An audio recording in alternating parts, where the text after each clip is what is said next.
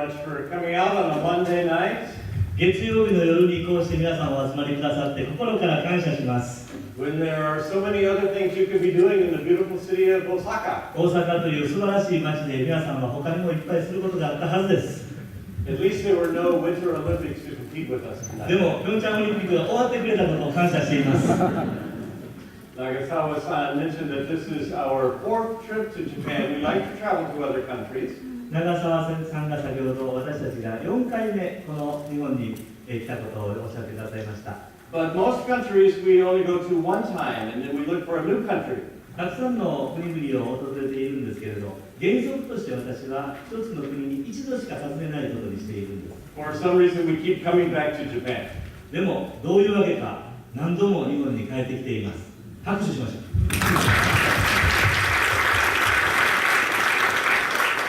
Part of it is because we are so well treated here.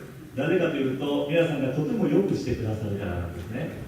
And as we've gone over the years, we have returned here in different seasons of the year. そして回数を重ねるたびに違う季節に日本を訪れることになりました。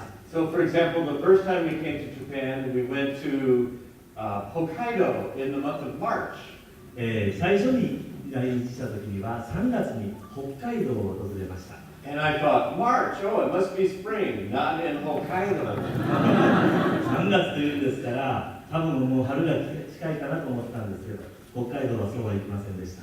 And then one time we came in the summer and we were taken to the beautiful city of Kyoto. 夏に来た時には京都を訪れることになりました。It rained every day, all day. 毎日雨が朝から晩まで降ってたんですね。And on one trip we came in the month of May, and I thought, at last we can see the beautiful Japanese cherry trees. そしてついこの前を訪ねていただいた時には5月だったので、いよいよ桜が見えるかなと思って心ウキウキしてきたんですけど、Only to find out that they're at their peak in April, not May. 4月がピークで5月はもう枯れてるということが分かったんですね。But it got me thinking about different. It got me thinking about different seasons of the year, but also seasons that we go through in our spiritual life. 今季節のことを申し上げましたけれども、ただ単に年の中のいろんな季節があるというだけではなくて、人生にも四季があるんじゃないでしょうか。Because as I look out on you, I'm sure many of you are in different places spiritually. 皆さんこうして見渡してみますと、いろんな違ったところに、霊的に違ったところにいらっしゃるような感じがします。So I want to walk with you through what I call the seasons of the soul that we all go through at times. で、今日皆さんと一緒に魂の四季を訪ねてみたいと思っているんです。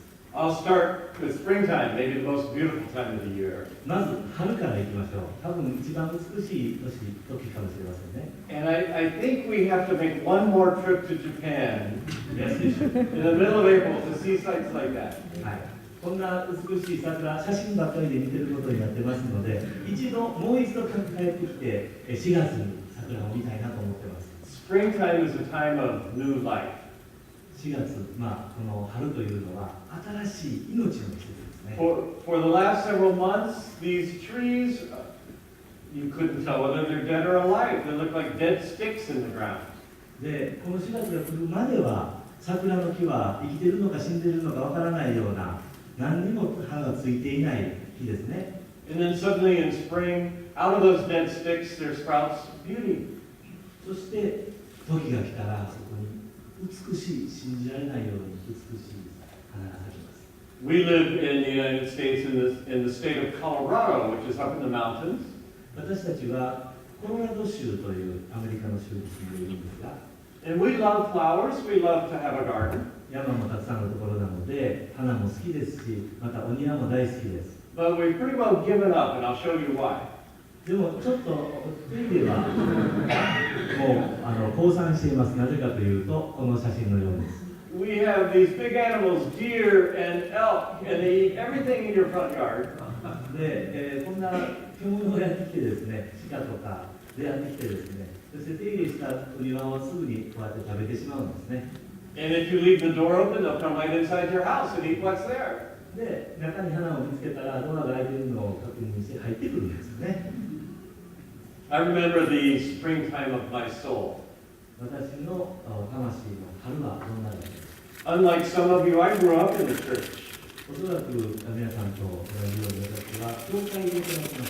But it wasn't a healthy church. けど不健全な教会ではなかったかと今思い起こしています。 It was an angry, legalistic, racist church in the south of America. アメリカ南部のですね、なんかいつも怒ってるような、また非常に立法的な、そして何かこう民族差別のあるような、そんな教会だったと思います。 I came away with the image of God as this giant policeman up in the sky. ですからそういう教会でずっと過ごしていましたので、神様のイメージというのは巨大な警察官みたいな感じがしたんです。 Just looking for somebody who might be enjoying themselves. で、なんか自分で楽しい時を持ってるなという人を見つけては裁こうとする、そんな神様。 And then he would squash them. そして押しつぶそうとするようなそんな神様。 And I was a bit of a rebel in that church. ですからその教会でちょっと私は反抗的でした。 People would say to me, one of these days God is going to break you, Philip. フィリップさん、あなたは今のような調子で生きてたらいつか神様がバチを当てるよと言われて。 But to my surprise, God did not break me. でも驚くことに神様は私にバチを与えませんでした。 God melted me. 神様は私を溶かしてくれました。 And what brought me back to faith were not things like fear and guilt. その恐れとか罪悪感によって、この教会に帰ってきたというわけではないんです。 They were beautiful things, the beauties of nature and classical music and romantic love. むしろ神様は美しい自然、大自然とか、また美しいクラシック音楽だとか、あるいは心を動かされるようなロマンチックな恋愛とか、そういうことを通して私を教会に連れ戻してくださった。 As I experienced those things, I realized that the church misrepresented God to me. ですから今までの教会というのは神様を間違って代表しているような感じを。 God is what the New Testament calls the Father of all good gifts. 新約聖書を見ますと神様はすべての良いものの父だと書いてありますよね。 And I wanted to know the giver. 神様は私たちに与えてくださる方ですよね。 It was about that time I came across a quote from G.K. Chesterton, the British writer, G.K. チェスタトンというイギリスの詩人がこう言いました。 who said, "The worst moment for an atheist is when he feels a deep sense of gratitude and has no one to thank." 無神論者の一番嫌な時は人生で素晴らしいことを経験したのに誰に感謝していいかわからないというか。 That's what I felt. I had a deep sense of gratitude for the good things in this world. I wanted to know who to thank. それがちょうど私の経験だったんです。素晴らしいことを次々に人生で経験していく中で誰に一体私はこの感謝を捧げたらいいのかっていうわからない。 Then later, I became a journalist, and one of the most enjoyable things for me is finding people in the springtime of their life. 後ほど私はジャーナリストとして生協だということになりましたが、その時にいろんな人にインタビューをして、いろんな人の春の時を知ることになりました。 My very first trip to Japan, they introduced me to some very strange characters. 最初に第1回目に日本に行った時に、ちょっと変わった人に紹介されたんですね。These are the Yakuza gang members. ヤクザの人ですよね。We met them for dinner in Tokyo, and on the outside, these guys look so tough and mean. で、東京のレストランで最初目だったんですが、外を歩いてその店に入るまでの間はものすごく屈強で力強い、なんか周りを威圧するような雰囲気で歩いておられるんですね。They took off their shirts, and their whole body was covered in tattoos. で、この服をこうやって開けてみると中にはもう入れ墨だらけだ。 But I found that inside they were teddy bears. でも本当の心の中はリラックマみたいな感じなんです。 Because these particular former Yakuzas had realized the springtime of new life. なぜならこの方なんですけど、このヤクザの人はイエス様によって人生の春を見出したんですよね。 And they told me stories of how God had melted them. で、その日レストランでどのようにして神様がこの方を The one on the right, Pastor became a pastor, Pastor Shindo. そして後で、牧師になったんですね、神道牧師です。Once I was asked to speak to a conference. When they asked me, they said there will be 100 prostitutes there. で、ある時ですね、牧師の集まりがあるということで、100人の牧師たちを前に話すことになりました。And I thought, oh, I'm a journalist. That would be interesting. I've never met a prostitute. Prostitutes. Yeah. What a mistake. Pastor. Oh, okay. Yeah. You want to explain that? そうですね。私娼婦というね、売春婦のことを牧師とやってしまった。100人の売春婦の方の前で話をするという。Yeah. They were actually former prostitutes. They were brought together by missions that worked with people caught up in sexual trafficking. でもその方々は今も売春婦として働いているというんじゃなくて、前にそういう働きをしてたけれども、そこで人身売買とかあるときにですね、ちゃんと宣教師の先生に助けられた。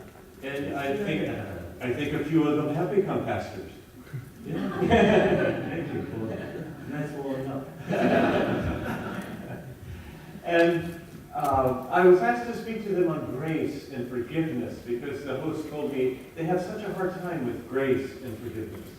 で、彼らにですね、恵みと神様の恵みと神様の許しについて十分話すことができたんですね。そんなふうに頼まれたんです。この方々は恵みとか許しということについてなかなか理解できないぐらい深い苦しみや悲しみを通ってきた方々ですから。These women came from 40 different countries and they had such tragic stories to tell. で、外国から連れてこられた方々だったんですね。40カ国ものところから連れてこられた方々です。I spent an afternoon in a room with 100 former prostitutes and me.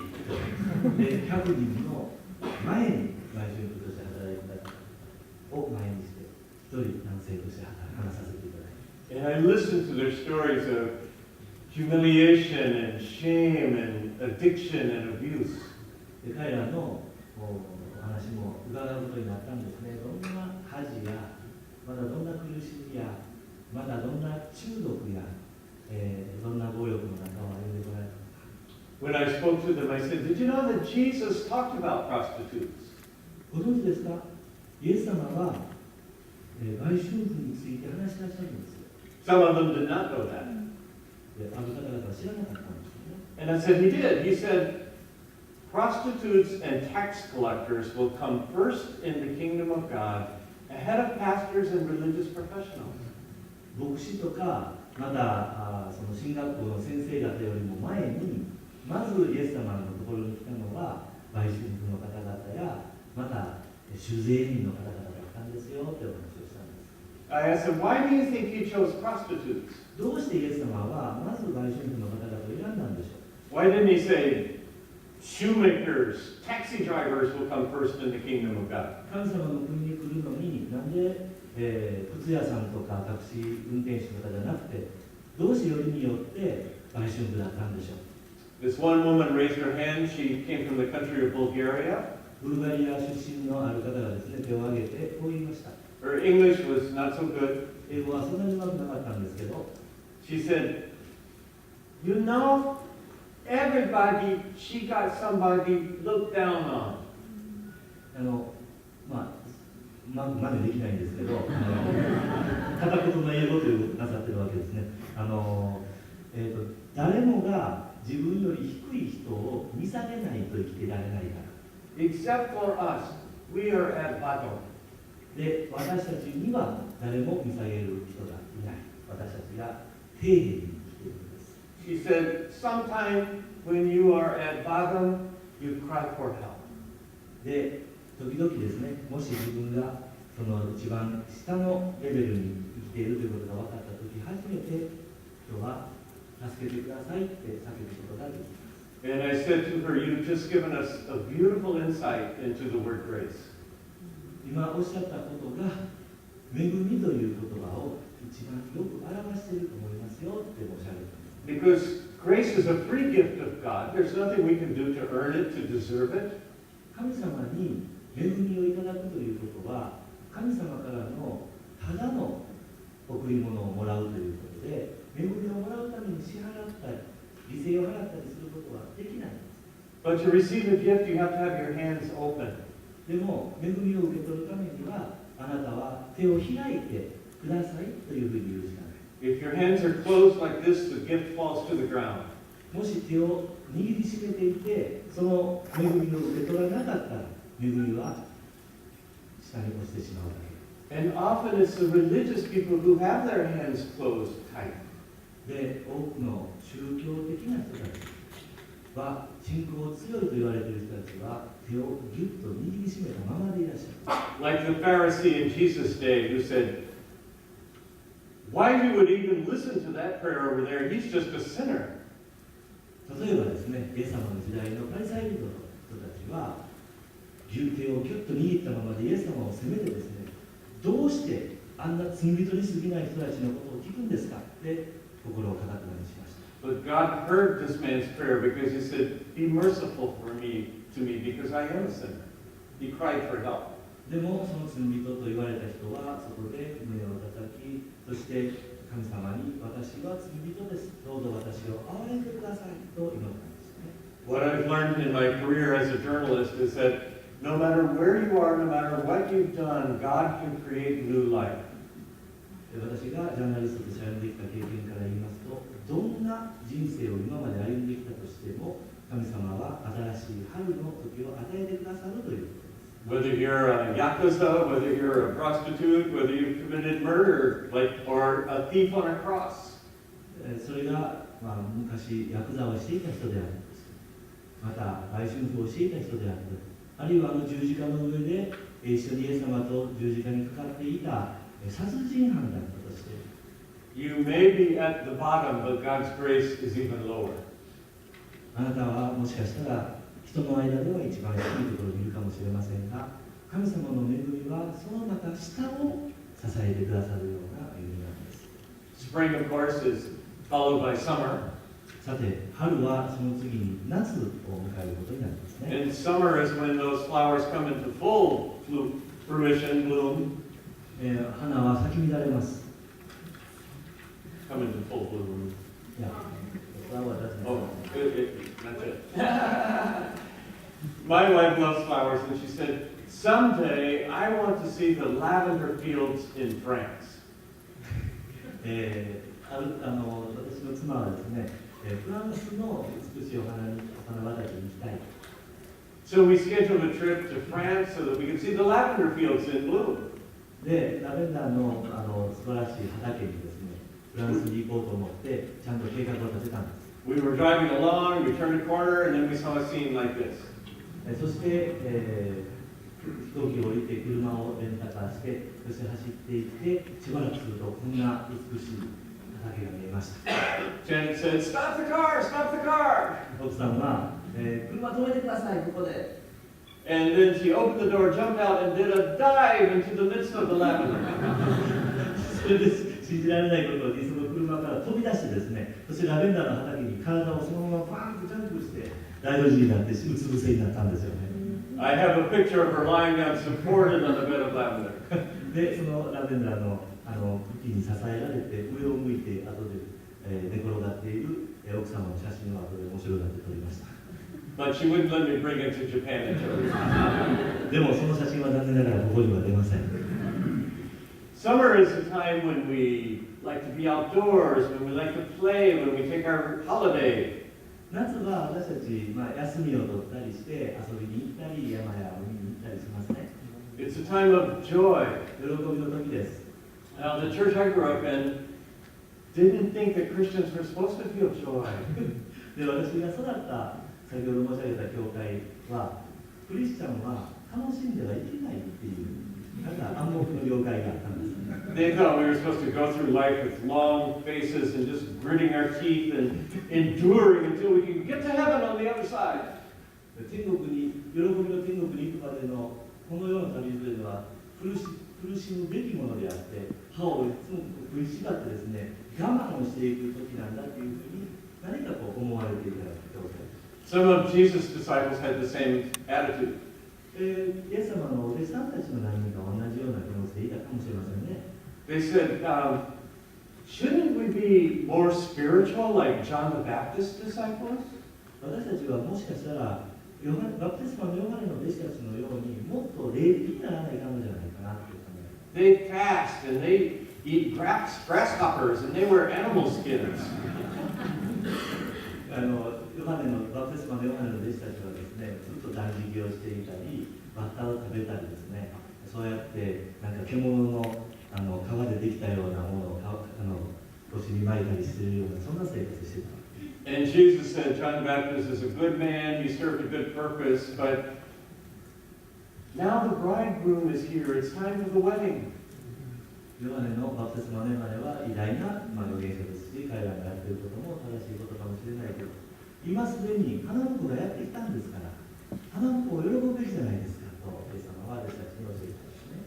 It's party time, and I didn't come to make you less alive, I came to make you more alive, to give you abundant life. なんかメソメソ生きるためではなくて、もっと生き生き生きる、その命を豊かに生きるための時がもうすでに来たんですね。And as I travel around the world, I see exactly what Jesus set into motion. で、そのようにイエス様がおっしゃったことを表すような出来事に何度か出くわしました。Wherever the gospel takes root, humans flourish. 福音が根を張ると、人々に実が結ばれていくということです。In the trail of missionaries, they leave orphanages and schools and clinics and hospitals.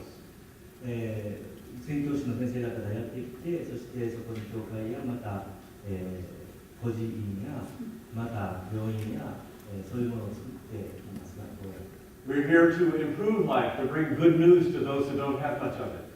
でそういう今まで教育や医療を受けるような機会のなかった方々にも本当に、神様が与えてくださっているそういう豊かな命を与えていただくお分けすることができるように働きます。I saw this in museums in the Nagasaki area, some of the early Jesuit missionaries. 長崎に行って、そして、博物館に行ったんですけれども、最初の頃のですね、イエリス会の宣教師が日本にしてくれたことをつかみました。Who opened training schools and orphanages and hospitals. 孤児院を作ったり、訓練所を作ったり、病院を作ったりしたんですね。I saw most clearly in the country of India. インドに行った時のことですが、When the British missionaries first came to India, they studied the caste system. 英国から来られた最初の宣教師がですね、インドの社会にカースト制度があるということに気がついて、それをよく研究しました。And at the top of the caste system are the Brahmins in the upper caste, and all the way at the bottom are the untouchables, the lowest caste. で一番上にはブラーマンというそういうカーストの、位がありまして、一番下にはもう触ってはいけない人々、触れることができない人々と言われるような、そういう層の人たちがいたということに、を知りました。The missionaries started with Brahmins. They said they're educated, we can deal with them, and then gradually what we do good for them will filter down and affect people in the lower castes. 上のブラーマンの人たちにしていく働きをすると、それがだんだんと下に染み込んでいって、下のレベルの人たちにも働きが及ぶんだということも分かります。But you see, they didn't really understand the caste system. でも、そのようなカーストシステムについて、カースト制度について、もう一つよくわからないところもあったので、Because the Brahmins thought they were being rewarded for good deeds in a former life, and these people down here were being punished. そして、このブラーマンの人たちはですね、前世でいいことをしたので、今ブラーマンに生まれていて、前世で悪いことをした人たちは、下の方のカースト制度の下の方の位のように生まれてきたんだというふうに考えていたんです。And if you try to help these people, you're actually making it worse for them because they'd have to be reincarnated one more time. ですから、下の方の人を助けていくとですね、もう一回同じくらいに、次の輪廻の時に次、まだ同じような低いくらいに生まれていかなければいけない。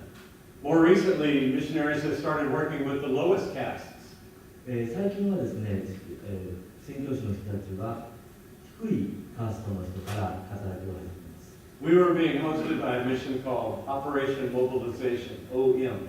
オペレーション・モバライゼーション OM というグループの人たちと一緒に働く機会があ And they had the idea of starting schools for the untouchable children. 彼らが考えたのは、まず一番下の、人が触れることができないという一番虐げられたクラスから階級から小学校などを作って働きを始めていこうという考えをしました。No one had tried to educate the untouchables. 誰もですね、今までこの触れてはいけない人々というその層の人たちに働きをすることを考えつかなかったんです。And when Owen first proposed this idea, the Indians said, "You're crazy." インドの人たちにそのアイデアを告げてみますと、いや、そんなバカなことをしたらいけないって言われました。You can't teach them anything. They're like animals. 彼らは動物みたいなものなんだから、何を教えても一つも身につかないはずだ。But they said, maybe not. Maybe they too were made in the image of God. でも、その OM の宣教師の先生方は、いや、そうかもしれない。あなた方が正しいかもしれないけど、でも、もしかしたら、彼らも神様の形に作られた人間かもしれないよ。So, to this point, they've started over 100 schools called Good Shepherd schools. 良い羊飼いの学校という学校をですね、100以上その人たちのために作りました。We visited one of them near Hyderabad. ハイデラバードの近くにあるその良い羊飼い学校の一つをご紹介します。These kids used to be little street children running around in rags. 本当はですね、この子供たちはボロ着を着てですね、そして街を走り回っていたような汚い少年だったんですね、少年たちだったんです。Their only possible future was to be shining shoes on the street or cleaning toilets or maybe being sold in sexual trafficking. おそらく小さい時は靴を磨かされたりですね、また大きくなったらまた性的なために、商売のために売り飛ばされたりするということがオチの人生だったと思います。But now they have uniforms, they're disciplined, they lined up, they taught us songs, they read from the newspaper, they quoted Bible verses. でも今彼らはちゃんと制服を着て、そして皆にもまた考え方もしっかりしてきて、新聞も読むことができますし、聖書の暗唱をすることもできるようになっています。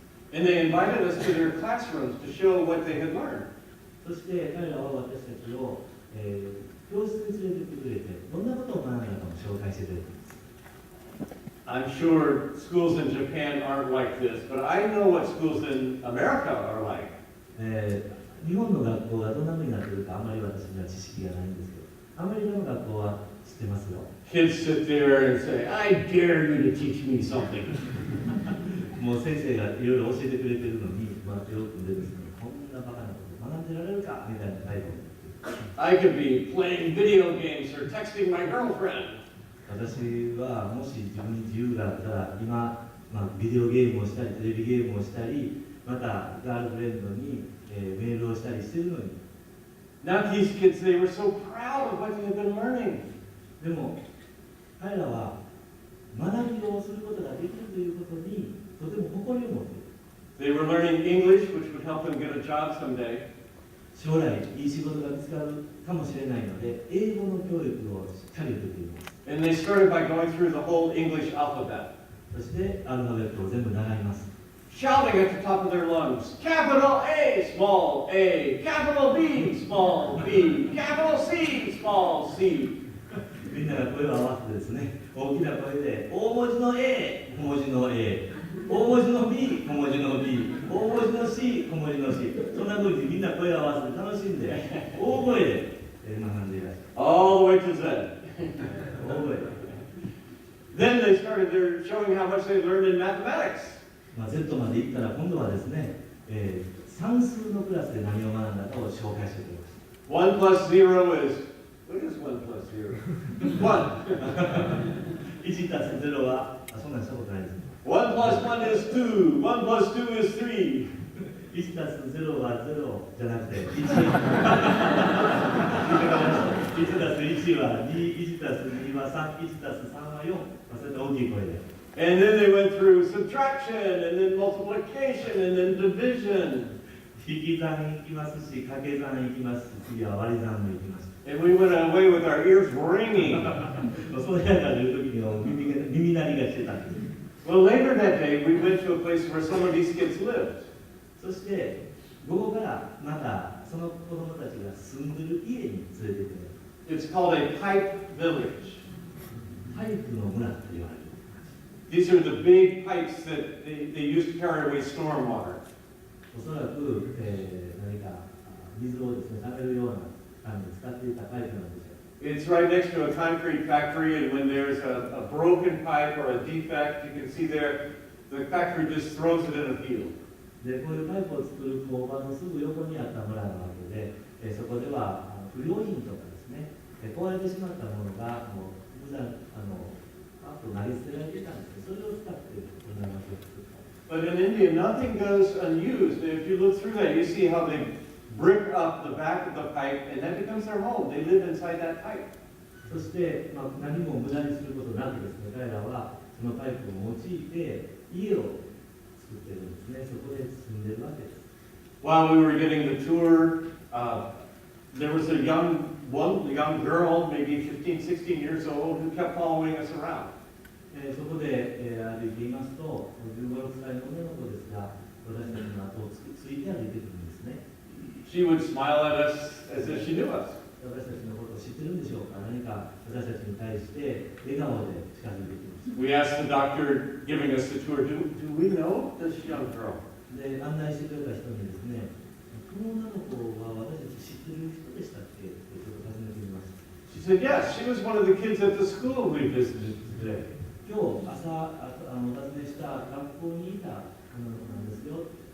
In fact, she's in our very first graduating class. この女の子は、その学校の第1号の卒業生の一人。 So we asked the girl, oh, you're graduating. What are you going to do next? さあ、今から卒業するんですね。おめでとうございます。これからどうやって生きていくんですかって聞いてみました。 She said, I'm going to university. 私は今から大学に行くための準備をしますって。 Oh, what are you going to study? そこで何を勉強すると思ってるんですかって聞いたら、 Medicine. I'm going to be a doctor. 医学を勉強して医者になるんですってしっかり答えてくれました。 Really? Do you know what kind of doctor? そうなんですか。どんな医者になりたいんですか。 Yes, I'm going to be a heart doctor, a cardiologist. 私は心臓血管外科医になりたいって言われてますね。 And the doctor who was giving us a tour said, she probably will. She's the brightest student we have. で、案内していた方に聞いたらですね、多分本当に彼女は医者になれるだろう。私たちの学校で一番成績が良かったからと言ってくれた。 I thought to myself, what a change from a future as being sold as a slave or cleaning toilets to, I'm going to be a cardiologist. その女の子にとって、もし学校がなかったら、トイレを一生きれいに掃除をしたりとか、また売り飛ばされたりして奴隷になるとかっていうことだったかもしれないのに、私は医者になりたいっていう夢を持つことができるように変わったんですね。 That's what I call the summertime of faith. これは私が呼ぶ信仰の夏っていう。 Wherever I go in the world, I see that when the gospel comes, it takes root and it changes things. 世界のどこに行っても、福音がそこに目指したところには、人のうちに実が結ばれていくっていう。 It brings new possibilities, new hope. そこには新しい可能性が広がっていきます。そこには新しい希望が与えられていきます。 I come to a country like Japan, and I know Christians can have an inferiority complex here because most churches are very small. おそらくですね、日本にいると、もしかしたら教会があまりにも社会の中で小さな存在なので、劣等感を持つっていうクリスチャンの方もいるかなって思います。 But I remind you that all of Jesus' images of the kingdom started with small things. けれども、思い起こしてください。聖書の中でイエス様がお持ちになった例え話は、ほとんど小さいことの例えを He said the kingdom is like a sprinkling of salt that will keep the whole piece of meat from going bad. 例えば塩のことですね。塩というのは本当に小さな粒ですけれども、それが肉の腐るのを防いでくれるわけです。 It's like a little bit of yeast that causes the whole loaf of bread to rise. またパン種もそんなに大きくないですが、そのパン種があることによって、パンが大きく膨らむんですね。 It's like the smallest seed in the garden, not the largest. 庭の中で一番小さな種が用いられる。一番大きな種ではなくて。 It falls into the ground and dies, and out of it comes a great bush, and the birds of the air come and nest in its branches. そこで、その種が土の中に埋もれて死んだら、そこから大きなその枝をつけるような大きな木が出てくる。そして鳥がですね、そこに来て巣を作るぐらいになるって。I see that in places like India and China and Thailand, where Christians are still a small minority. インドとか中国とか、また台湾とか、まだクリスチャンたちの社会はそんなに社会の中で大きな位置を占めない国々もいてきたんですけれど、And I've seen it even on this trip here in Japan, そしてまたこの日本に行った時にも同じような経験をしていますが、 especially in the tsunami area where churches reached out, opened their doors, were a place of refuge and feeding and shelter.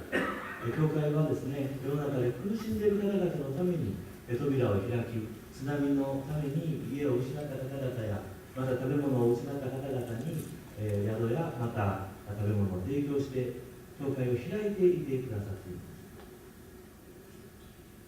す。 Spring, summer, of course the next season is fall or autumn. 春、そして夏を今までお話ししましたが、次に来るのは秋ですね。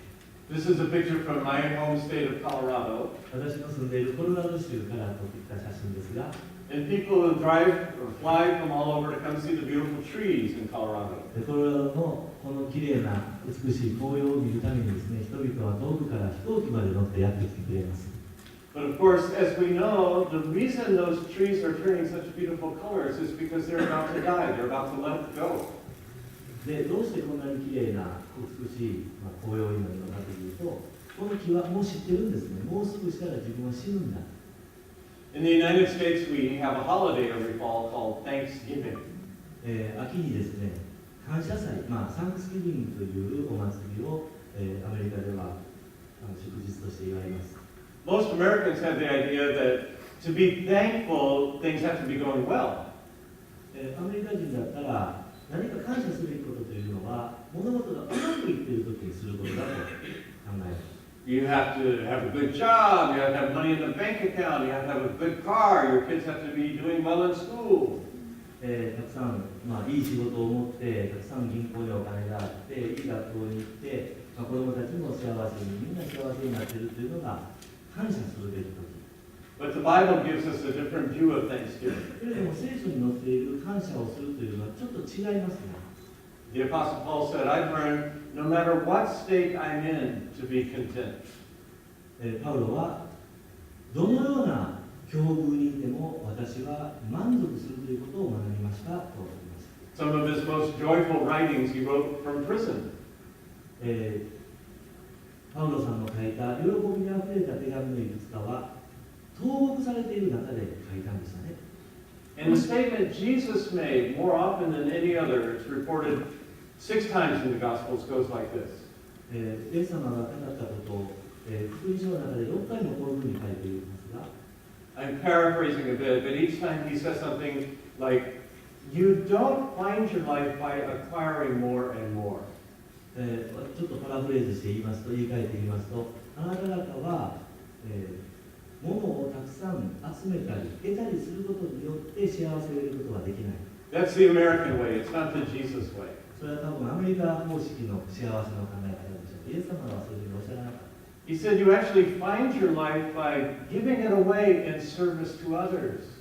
あなたが本当に感謝をし喜ぶことができる幸せな時というのは、あなたが何かを人々に与えていく。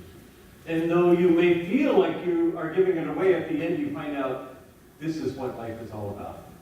何か人に分け与えていってしまって自分に何もなくなってしまうかのように感じることがあるかもしれないですけど、でもそれが本当の人生の幸せなんですね。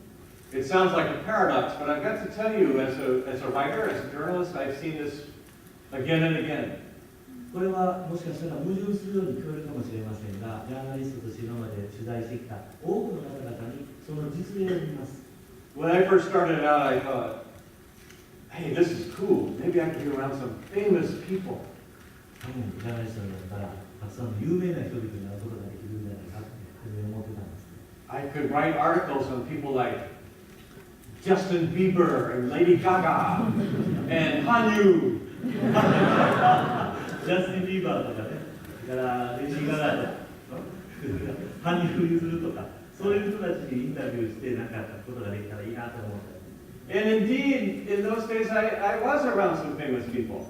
で、最初駆け出しの頃はそうやって有名な人たちを追っかけて、そしてインタビューをしたりしたんです。And I thought, man, wouldn't it be great to be just like them?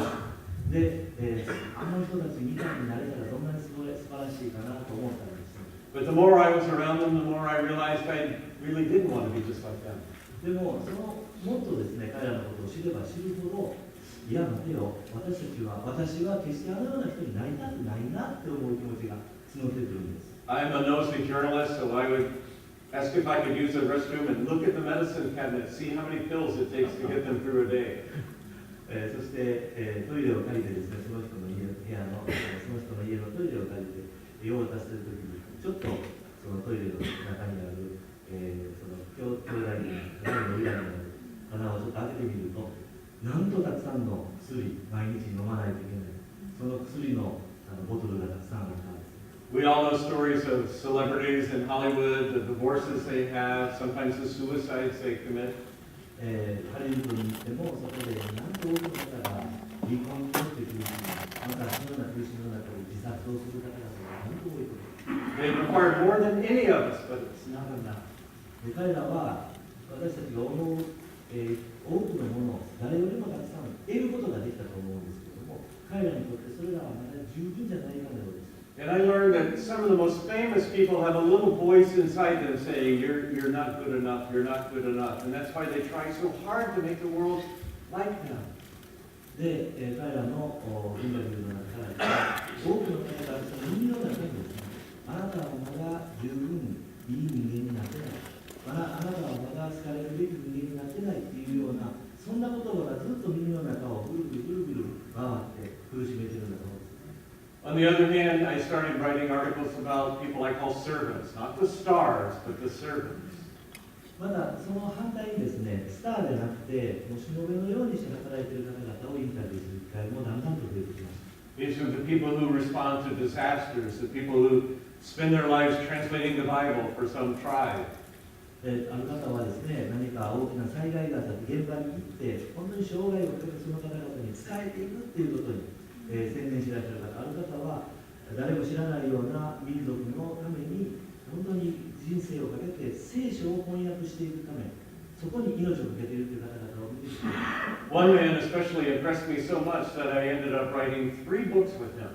ある方はですね、あんまりにも感動したために私はその方のことを3つの本を書かなければいけないぐらいです。His name was Dr. Paul Brand. He was a surgeon trained in the best hospital in England. 英国の、一番いい、病院の手術をする、外科医だったんですけれども、ブランド先生です。He was asked at one point, would you head up the surgery department at Harvard Medical School or Stanford University?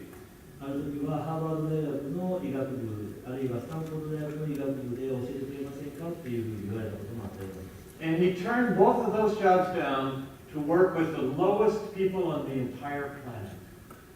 彼はその時に、そのような良い条件の仕事を全部断って、むしろ私はこの世にある最も低い階層で生きている人たちのために生きていきたいというふうに心を決めたんです。I guarantee you there's no one lower on the social scale than an untouchable in India who has leprosy.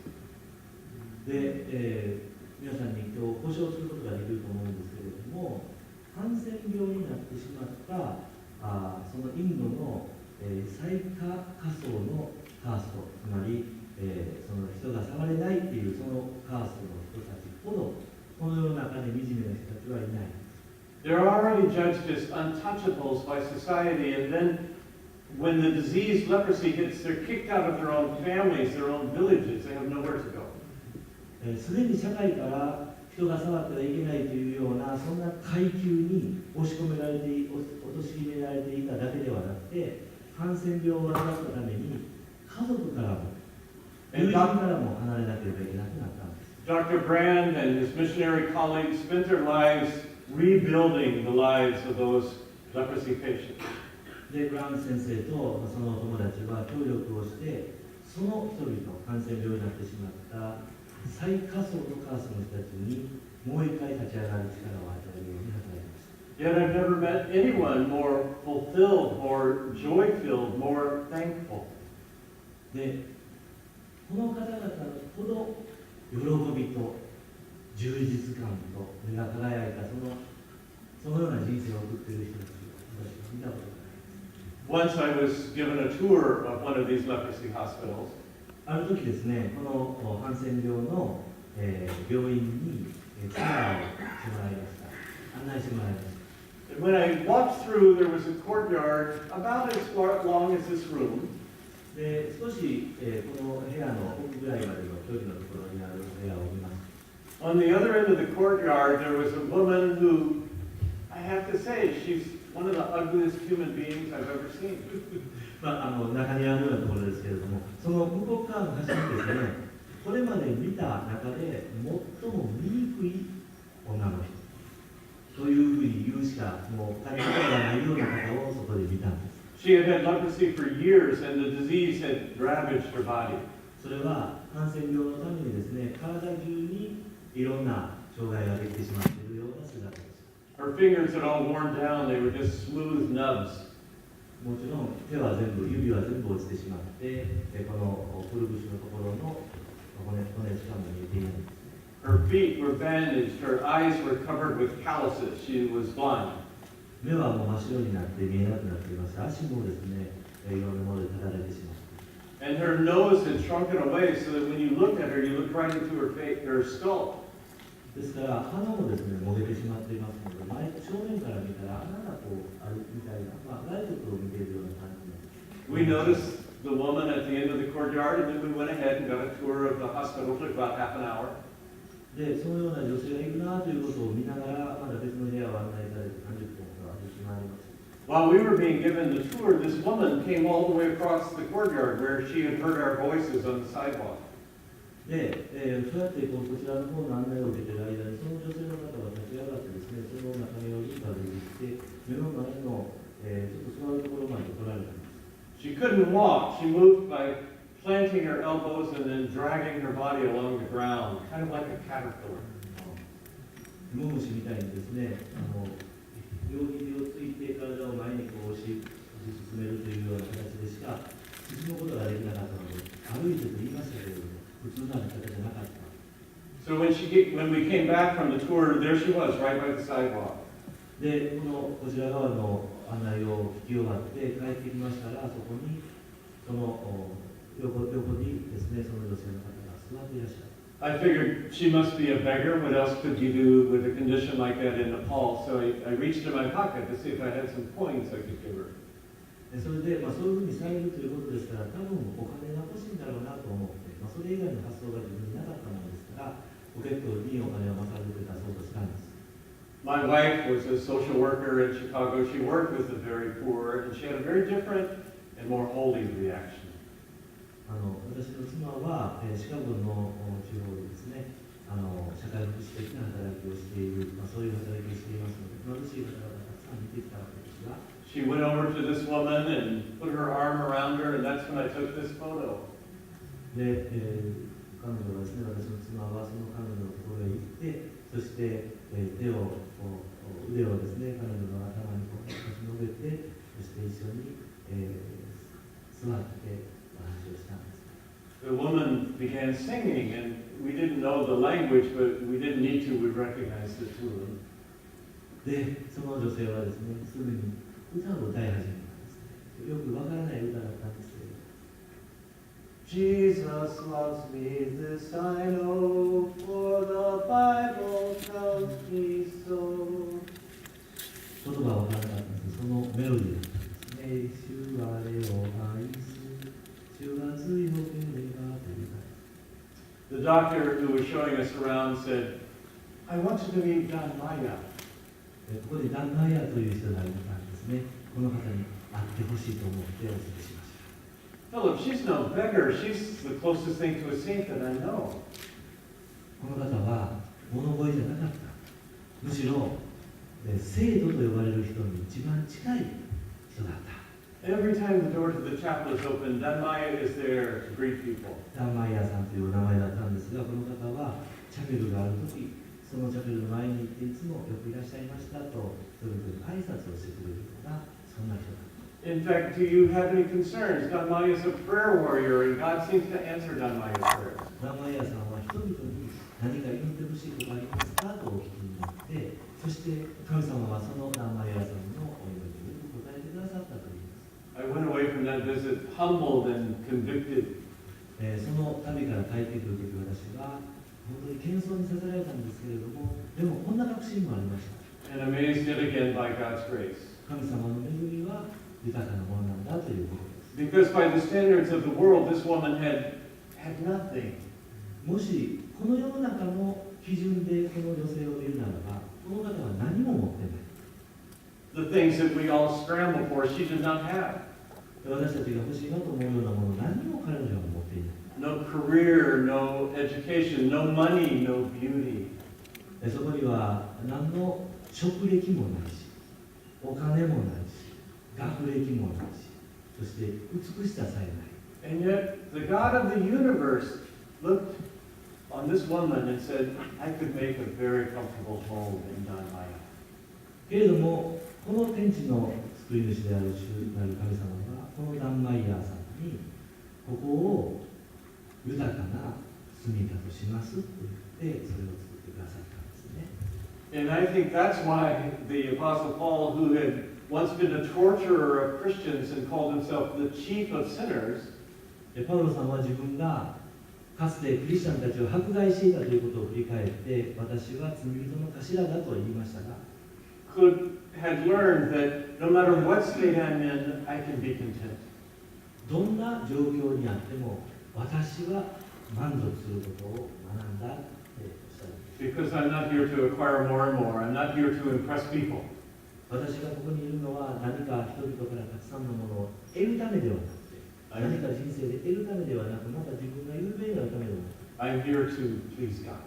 神様に喜んでいただくためにここにおるわけです。 It redefines Thanksgiving. それは感謝ということの最定義というこ The last season, of course, is winter. とです。さて、終わりは冬です。 Spring, summer, fall, and then winter. 春夏秋があって、最後は冬が来ます。 Those leaves did let go, and now the trees look dead. そしてその紅葉だった美しい葉は全部落ちてしまって、木は死んだかのように見えます。 Those are the hard times, the cold, difficult times. 寒い時ですし、難しい時ですね。生きるのに困難な時。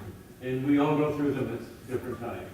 私たちもそうです。人生の中でこれ以上生きていくことができないなと思う困難な時が必ずあります。 Of all the countries I visited, Japan knows winter times. たくさんの国を訪ねてきましたが、日本にも冬があるということを私はよく知っています。 Both in 2012, the one-year anniversary of the tsunami, and then again this year we went back to the area that was devastated. 2012年、11年ですね、その時にあった津波の後、同じところを私たちは訪ねていきました。その翌年でした。 It captured the attention of the entire world. People could hardly believe the images that they saw. こんな写真を見てもですね、本当にこの世で起こったのかということを信じることがなかなかできないような光景に何回も出くわします。 And it affected the church as well. で、このような大きな災害は、教会にも大きな影響を与えたんですね。 This is where a church used to stand in Sendai, and they just erected a cross to show where it used to be. すべてのものが流されてしまった後ですけれども、ここに教会がもともとあったということを示す、ここで多くの方も亡くなったということを示すために、このようなモニュメントが作られています。 As our brother Nagasawa-san mentioned, we toured Fukushima just this year with hazmat suits on. で、今年は福島の原発のまだ影響のあるところを白い服や仮面をかぶって、そして歩いていったんですね。 We went in homes and churches that were abandoned. No one can ever inhabit them again. そこにまだ残っていた教会堂、あるいはいろんな家を見て、もう二度とここに近々帰ってくることができない町になってしまっているということをつぶさに見てまいりました。 We went to Nagasaki. We heard the incredible stories of the Christians who were persecuted for almost 3 centuries. 長崎を訪ねた時はそこで、もう300年もの間クリスチャンたちが迫害を受けていた、そのような現場も訪れたのです。And went to the Atomic Bomb Museum. そして原爆博物館にも行ってみました。And the scenes of earthquakes and floods. 地震の後、また洪水の後、 Japan knows winter times. 日本という国も確かにこの冬という時代を知ってるんですね。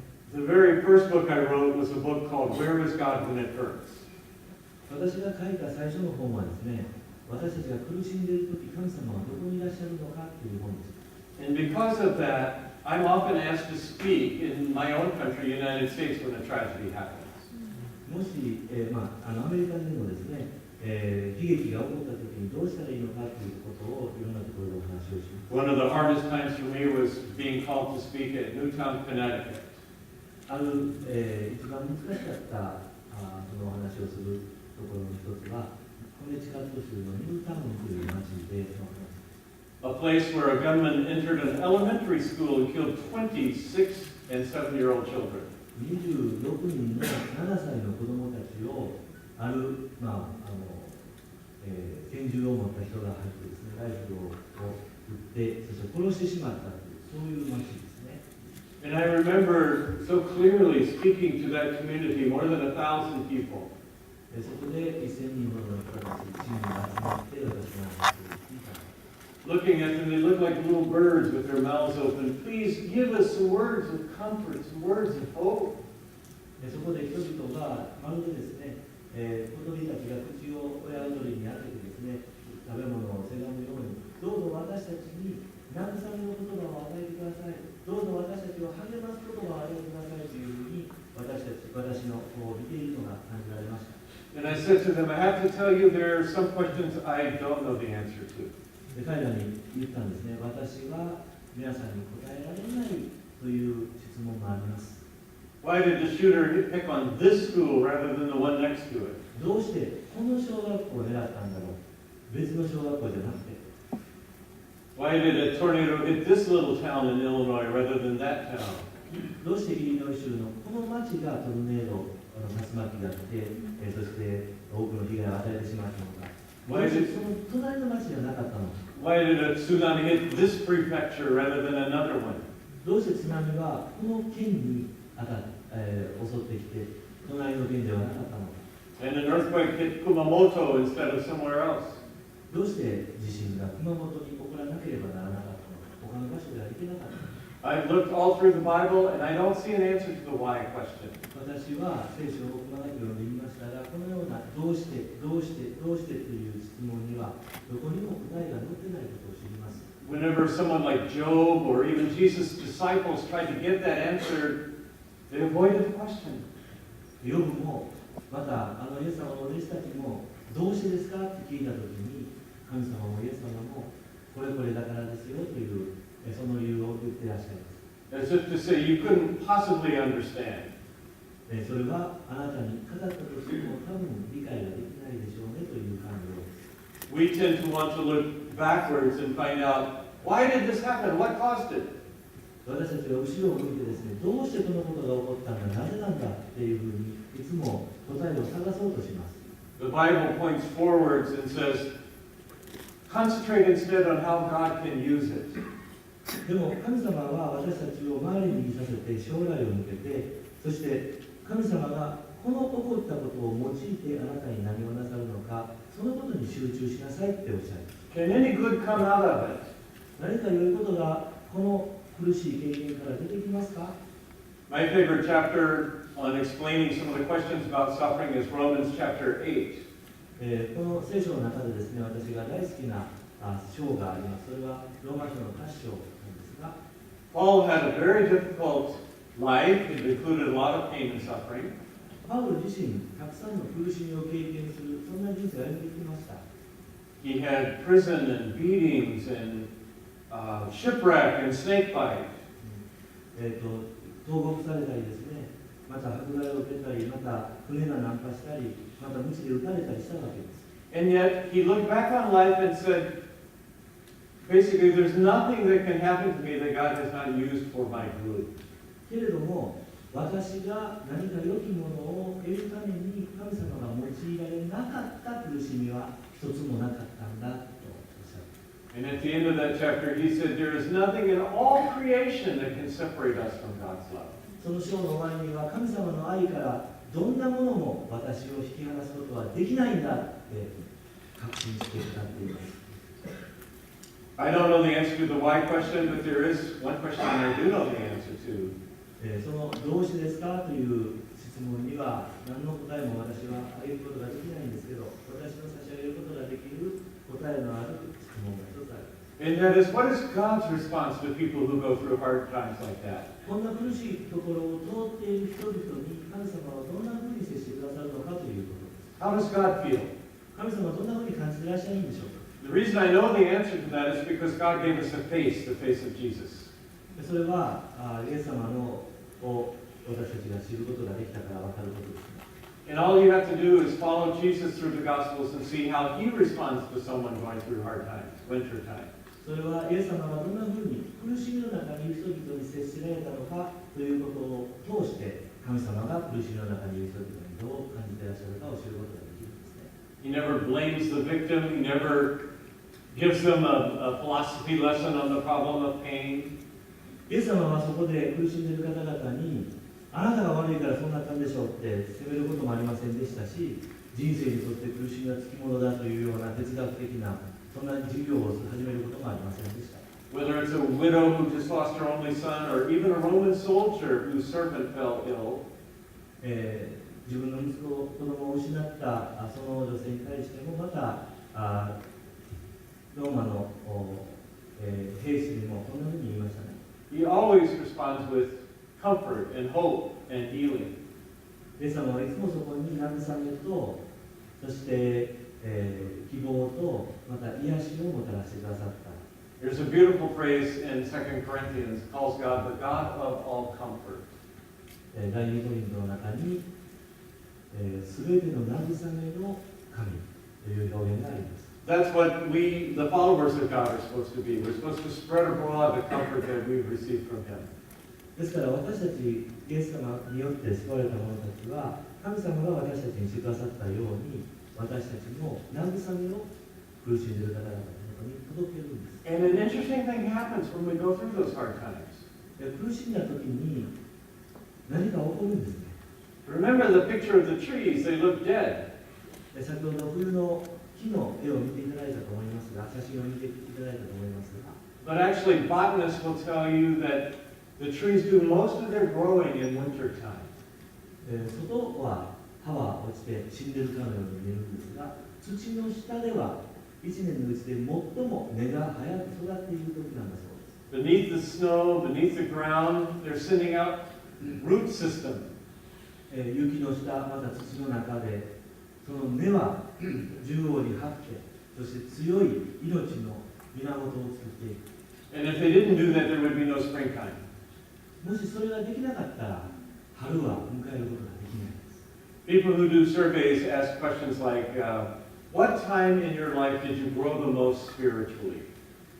ある時ですね、アンケートが取られましたね、調査がされました。どんな時にあなたは人生で一番成長したと感じましたか？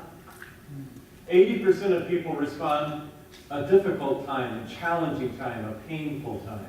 80% の人たちが、それは私が苦しんでいた時、困難にぶつかっていた時、中で悩みを持ってもがいていた時ですと答えました。Sometimes then we're forced to cry out to God for help, to find comfort in God's people. で、神様助けてくださいって叫ばざるを得ないような時、神様の民によって彼らは慰めを得ていたということです。For that reason, I think of winter as a time of hope. そういう意味で冬は希望の時です。Because as Paul said in Romans 8, nothing can happen to us that God cannot use. ローマの8章に言っているように、神様が用いることができないものは何もない。I'll never forget a scene I saw in Uriage up in the tsunami area. ユリアゲの津波の襲ったその地方の一つのところなんですけれども、There was a school there, a junior high school, where more than 100 children died trying to climb up from one floor to the next. 一つの階から次の階まで、皆さんに誘導されて上がっていくその途中で津波がやってきて、そして100人以上の人たちが死んだという中学校ですね。This picture was taken 1 year after the tsunami. これはその学校で1年後撮られた写真です。But the people in the town had picked up every little piece of debris, everything left after the tsunami, and brought it into the high school cafeteria. そして彼らはですね、その町の人たちは中学校の1階、2階のこの津波が来たところのものを全部丁寧に拾い上げて上の階に持っていきました。And piled it away in boxes. そして箱の中に丁寧に分類して入れていきました。And every day for that entire year, Japanese mothers showed up at that school. 毎日ですね、お母さんたちがやってくるんです。And spent hours going through each box, looking for some memory of their child. そして、自分の子供の遺品はないのかということを一つ一つ箱を開けてお母さんたちが確かめようとしている。Maybe a school paper or a lunchbox or a stuffed animal or even a fountain pen. 何がないか、そこにはプリントがないか、あるいは自分の使っていた何か学用品がないか、あるいはぬいぐるみとかはないか、カバンにつけていたような小さな飾りはないか、そういうことを全部探そうとする。That's what we humans do with those that we love. それは素晴らしいことではないですか。You wouldn't find any of these Japanese mothers saying, well, let's see, okay, I lost one child, but I've got 2 more at home, I'll just forget about that one. お母さんが来てですね、私は確かに1人娘は失ったんです、洪水で。だけど、まだ2人家に子供がいるから、この1人の子供を諦めてもいいと思ってますなんて、そんなことを言うようなお母さんは1人もいません。We wouldn't do that. We keep alive in our memory those whom we love. 私たちが愛していたもの、愛していた方々のことは、どうしても忘れることをしないで、本当に思い出を一つ一つたどっていくんですね。And the final reason I see winter as a time of hope is that we have the promise that God is far greater than we humans. 冬が希望の時だというふうに申し上げているもう一つの理由は、神様は私たちが思っている以上に素晴らしい方だからです。God not only keeps us alive in memory, God has promised to remake us alive as He did His own Son in the resurrection. このように、私たちがその思い出やまた愛する人たちの遺品やそういうものの中に私たちが生き続けていくというだけではなくて、愛し続けて生きていくというだけではなくて、ちょうど神様がその一人子を死の中から蘇らせたように、すべてのものをまた新しく作り直してくださるということを私たちは知っていますから。I know that in this room there are people going through all 4 of these seasons, different ones. このお部屋の中に春、夏、秋、冬の4つの季節全部をたどってこられたという方々もいらっしゃると思います。Some are in the springtime of faith and just glowing with new life and excitement about what God has done for you. 神様がしてくださったことにいつも大きな喜びを持って、これが私の人生の春だと思った時もあったでしょうし、Some of us old timers need that infusion of life and energy and enthusiasm. また年が寄ったら後でもそのような春ということを経験することがいつになっても大事なことですね。And there are others who are in the summertime who are reaching out and bringing the good news to others. また夏の時のように本当に生き生きとして福音を他の人々にたくさん伝えていきたいというパッションを持ってきていらっしゃる方々、Some are in the autumn time trying to be thankful but finding it very difficult because life is not like you expect it to be. 秋を迎えている方もいらっしゃるかもしれません。感謝はしたいんですけど、なかなか自分の思うような人生になっていないということで悩みを持っている方もいらっしゃる。Some are in winter time when everything seems cold and dead and lifeless. もしかしたら冬を今経験しているという方もいらっしゃるかもしれませんね。寒くて硬くて死んでしまっているような。What I have learned is that God can use each one of these seasons of the soul that we go through. 私たちの魂が通り過ぎていくその一つ一つのどの季節も神様はお持ちくださって To build us up, to make us grow. 私たちを成長させるためにその中で立て上げてくださるということをどうぞ覚えてください。And I pray that the church in Japan, though small, will continue to be faithful. 教会がどんなに小さくてもどんなに力がなくてもどうぞ信心深く誠実にこれからも主を信頼して歩んでいただきたいと思います。Bringing the good news of God's love. 神様の愛という素晴らしい福音を人々にお伝えして歩んでいただきたいと思います。And especially in winter times, that the snows will melt and then moisture will seep into the ground. 雪は暖かくなってくると溶けるんですね。そしてその地表を潤していくんですね。So that flowers will bloom again. そのようにしてもう一度このような美しい花が咲き乱れることになります。And the cherry trees that we must come back to see some other time. 私はこの、桜を見るためにもう一回必ず日本に帰ってこないといけないと思っております。That your faith will blossom like that and spread praise throughout this great land. この素晴らしい国において皆様の上に神様の恵みが豊かにあって多くの花を咲かせ多くの実を結ばれますように。May God be with you as you let Him use whatever season your soul is in tonight. 今夜皆さんがどの魂の季節にいらっしゃってもその季節にあって神様が皆様を一人お一人を豊かにお持ちくださいますようにお祈りをいたします。アーメン。